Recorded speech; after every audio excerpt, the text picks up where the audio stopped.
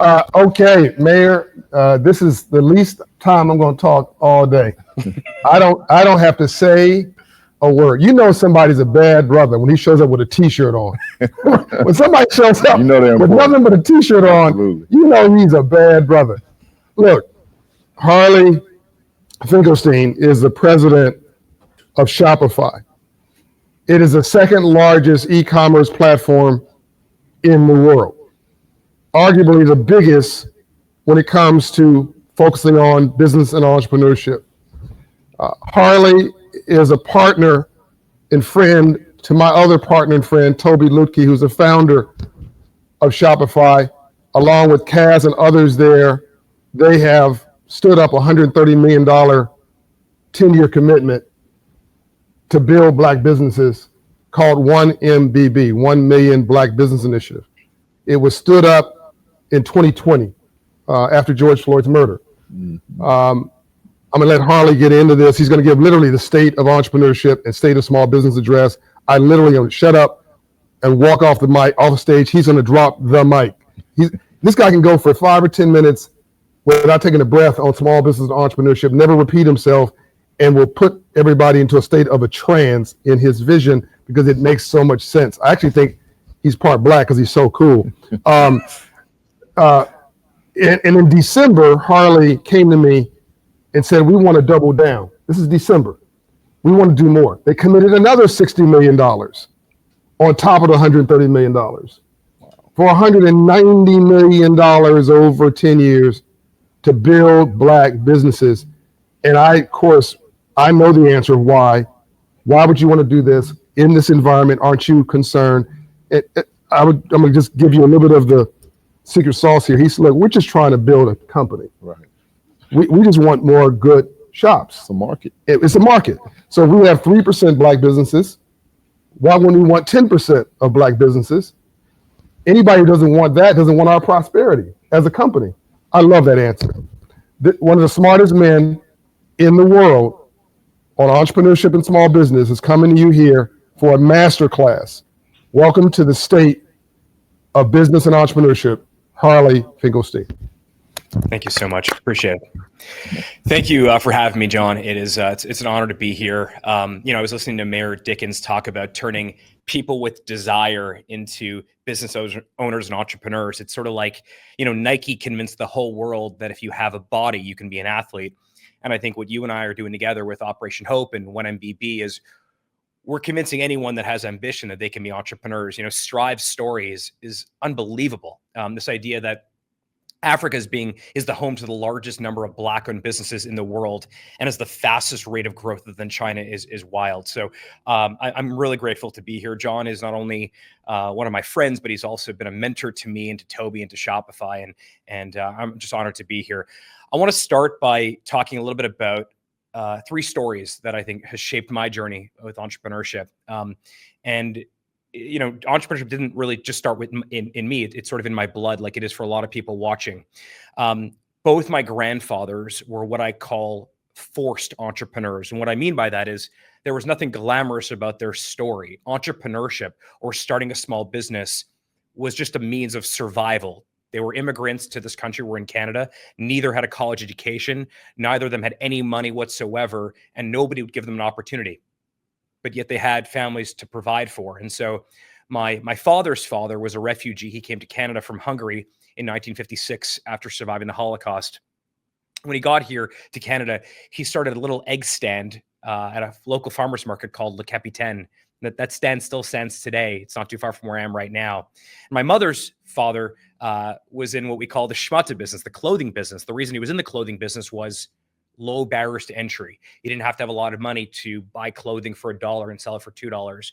And he did that selling clothing in the back of his car all over Montreal. And I have these vivid memories of riding around in his car while he, had clothes piled in the back. I'm sure many of you have stories just like that. But for me, on a personal level, when I was 13 years old, the only thing in the world that I wanted to do and be was I wanted to be a DJ. But nobody would hire me. I looked like I was 8 years old. I didn't know how to DJ. And so my father told me that if no one will hire you, why don't you consider starting your own DJ company and hiring yourself? And he made me these business cards, these kind of, very unofficial, but for me, they felt real. These business cards that said Harley Finkelstein DJ. And between the ages of 13 years old and 19 years old, I DJ'd over 500 parties and weddings and corporate events, you name it. And so entrepreneurship, like for my grandfathers, was once again this tool that I use to solve problems. But then I was 24 years old and I met this brilliant programmer who you mentioned named Toby in a coffee shop in Ottawa, Canada, in the capital of Canada. And Toby had moved to Canada a year or two earlier and wanted to sell snowboards on the internet. But he couldn't find any decent software to do it with. It was either ridiculously expensive to build an online store, or you had to sell it on a marketplace like eBay, which didn't really allow you to build your own independent business. So he sat down at a coffee shop and wrote this code, this piece of software to sell these snowboards. And Toby quickly realized that the code that he had written was even more valuable than the snowboard business itself. And that's really how Shopify was born. And I was in law school at the time, and I needed to pay my tuition. I had to support my family. My dad wasn't in our lives anymore. And I had two much younger sisters. My mom needed some help. And so I decided to become one of Shopify's first merchants and selling t-shirts online. And that really was the beginning of what has now been a 2-decade journey, building Shopify from this idea in a coffee shop into a $100 billion company today. Now, if you sort of think about these stories, they seem very different. My grandfather selling eggs or selling schmutzes in the back of his car to building a multi-billion-dollar publicly traded software company. But something that was the same across all these stories, that at every single juncture, there were these role models involved. I had a role model. I had a visual proof that this thing called entrepreneurship was a viable path, that people like me could do something like that. And I realized that was the key to a lot of this. My father wasn't able to support me financially when I was 13. He didn't have any money. But because he thought I could be a DJ, because he gave me the confidence that I could be a DJ, I ended up starting a DJ company because he watched his father do it. And so if his son, me, wanted to start a business, it didn't sound that crazy. And what I've learned over helping millions of stores on Shopify build these great companies is that knowing entrepreneurs, seeing entrepreneurs, it actually helps you believe that it is possible for you to do it as well. So 70 years ago, entrepreneurship allowed my grandparents to build a life in a new country around the world. It let them create opportunity when frankly, no one else was giving it to them. And 70 years later, this has never been more relevant. I think there's a lot of noise out there today, especially this week. The economy is somewhat unpredictable. The landscape is uncertain. And I don't think safety nets are always guaranteed. But yet in the middle of all of this, we are watching entrepreneurs right now absolutely thrive. This is the golden age of entrepreneurship. And last year alone, 875 million people, so 1 in 6 internet users on the planet, bought something from a Shopify merchant, from one of our entrepreneurs.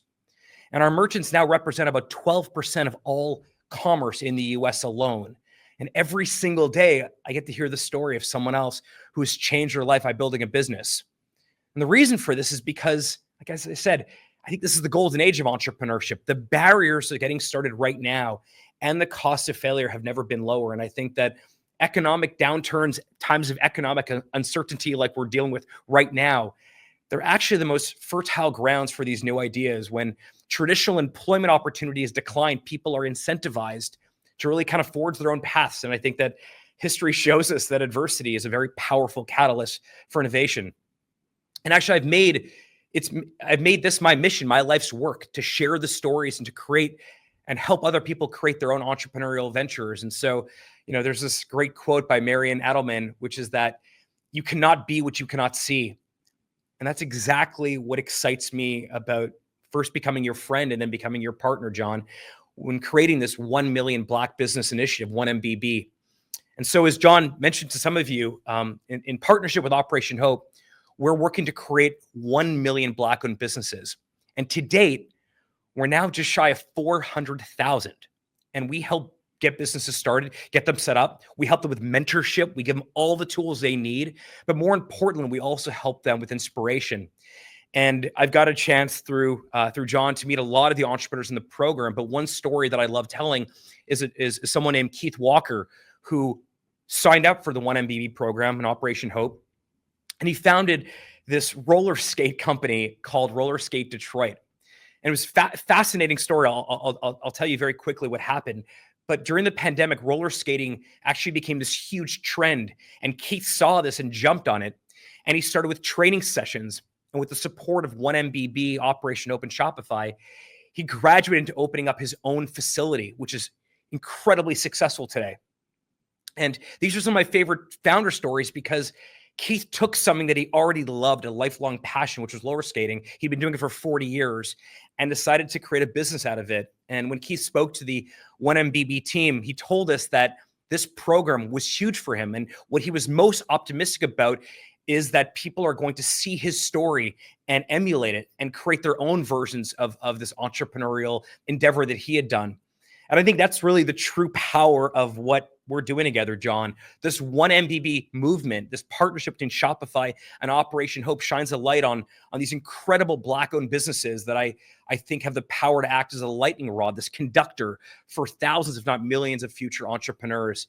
And so the best part is we're just getting started with this. For anyone watching, if you have an idea in the shower in the morning and you've had that idea a couple times, this is the best time in the history of the world to start a business. And with my friend John Hope Bryant and the incredible team of Operation Hope, we're making it easier than ever. And as John mentioned, we're so bullish on this that we've actually stepped up our investment over the next 10 years. And I know we're going to hit our goal of 1 million Black-owned businesses, and I think we'll actually have many more created through this program. But it's been an honor and a pleasure, John, to be your friend, to learn from you. And now together, I think we're going to increase the surface area on entrepreneurs all over the world. So I'm really excited about that. Thank you, Harley. And I love what you said about increasing the surface area of entrepreneurship. When I first mentioned this narrative of changing mindset to you, I'm pretty sure you looked at me crazy because we're like, no, we're trying to get people to literally start businesses. Like, what's this mindset stuff? And I don't know if you remember the conversation several years ago. I said it is as important to me to get people into the mindset of learning how to fish than not just eating a fish, somebody giving them a fish, but learning how to fish, to get them the mindset that the glass is half full, not half empty, and I can do this. Yeah. And if we can just get people to the mindset of I can do this, this is not too hard. Yeah.